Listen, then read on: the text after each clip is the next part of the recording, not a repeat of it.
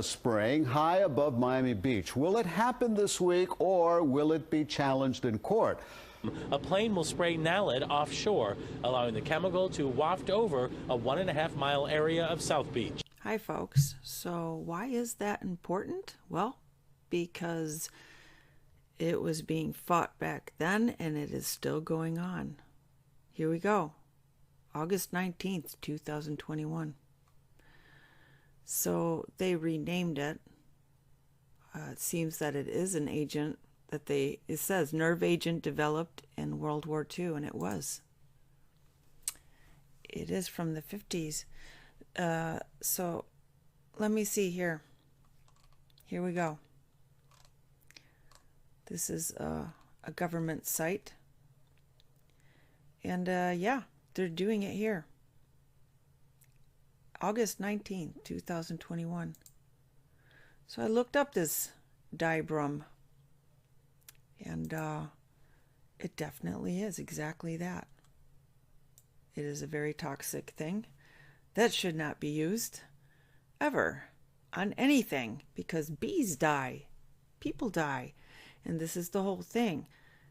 The Zika thing, that's because people have been sprayed with this over and over again, and pregnant women also, and they drink the water that's been sprayed, and it's very toxic. So of course they're getting damaged. I mean, we've been sprayed so much with so many things, people, you have no idea, and they know it's bad for us, and it's not to kill mosquitoes. Yes, it is extremely dangerous, as you can read here. This is just, you can read it yourself. It is absolutely stunning how really toxic this is. And you shouldn't be outside for 24 hours after they sprayed it. But I'm just saying, here you go, outdoors and non-vapor treatments and greenhouses. Don't enter or allow worker entry into a treated area during the restricted entry. Yeah. And wait 24 hours. This is stunning. Non-agricultural use requirements. So here you go. We're going to look at this here. I just took that name, Naled, because that's what it is. Also here there's a lot. First registered for use in 1959, but it has been banned in Europe since 2012, just so you know, due to the detrimental effects it has on human beings and aquatic life. And what do human beings drink? Nah, the water, right? So it's been sprayed over and over again in places like South America where the Zika virus just happened, because they don't do stuff to poor people everywhere and all. We know that, right? This is the side effects right here. Lots of them. Water will result in Naled producing dichlorovus and dichloro something hide. Two chemical byproducts that are known to attack coatings, plastics, rubber, and metals. Interesting. We should probably go take a quick look at that. And guess who? One of the different companies that have been producing this is Hopkins. They are everywhere, aren't they? Johns Hopkins. You can find them behind everything that's chemical. That would be your whole healthcare system as well. And of course, all the bees are dying, and insects. Since the 50s, they've known how toxic this is.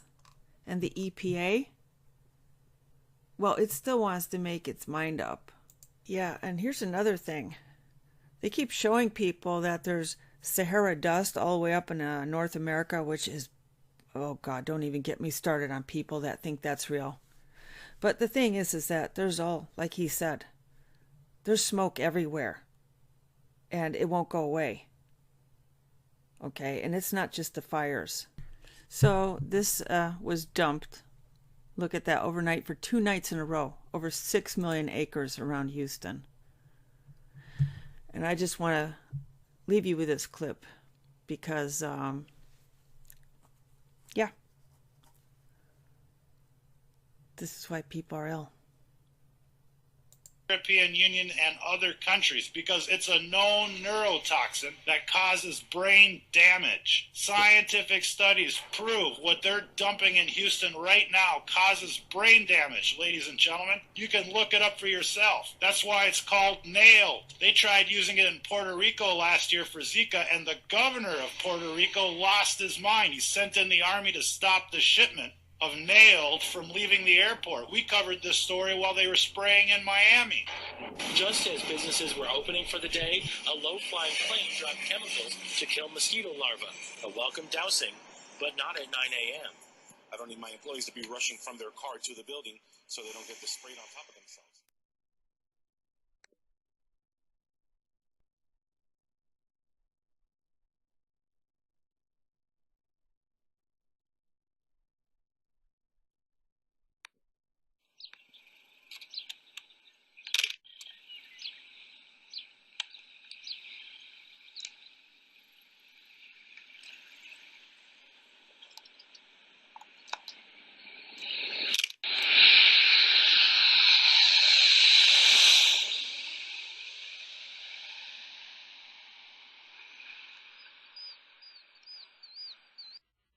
This should be a class action lawsuit. All the mothers that had children born with small heads because of chemical exposure, not the Zika virus. You can't pay them enough money to make up for what happened to them. The most common subclasses of pesticides include herbicides, insecticides, fungicides, and rodenticides. Although very useful in increasing agricultural productivity, nearly all synthetic insecticides have the potential to significantly alter ecosystems, and many are toxic to humans. Many insecticides are actually designed to be neurotoxic. About 1 billion pounds of pesticides are used annually in the United States, and over 16,000 kinds of pesticide products are being marketed in the United States. The EPA estimates that among 2 million agricultural workers in the United States, 10,000 to 20,000 of them have been diagnosed by physicians with pesticide poisoning. 10 out of the 12 most dangerous and persistent organic chemicals are actually pesticides.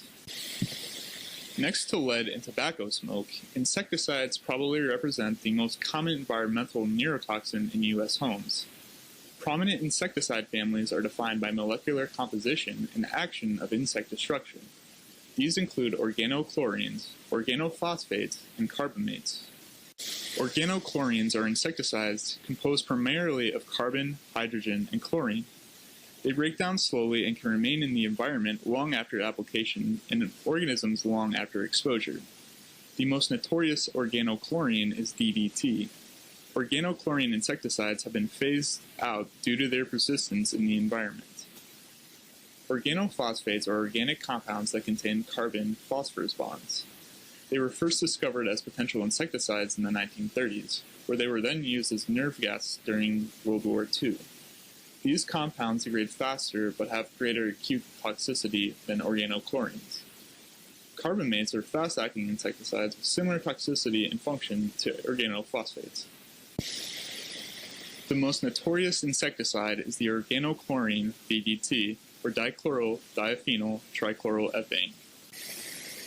Promoted as a cure-all insecticide in the 1940s, DDT was widely used in agricultural production around the world for many years. It was also the chemical of choice for mosquito control. Until the 1960s, trucks sprayed DDTs in neighborhoods across the United States.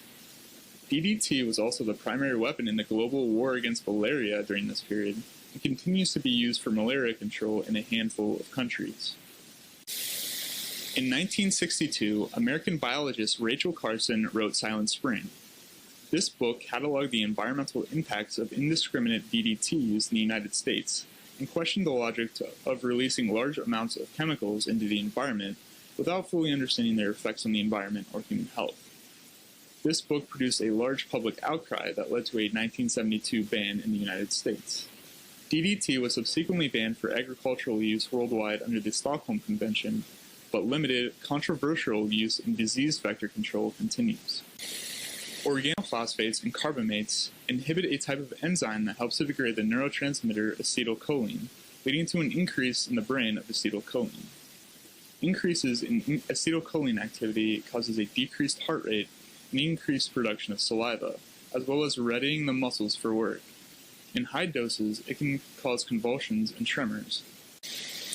In most circumstances, acetylcholine is removed quickly by the action of this enzyme.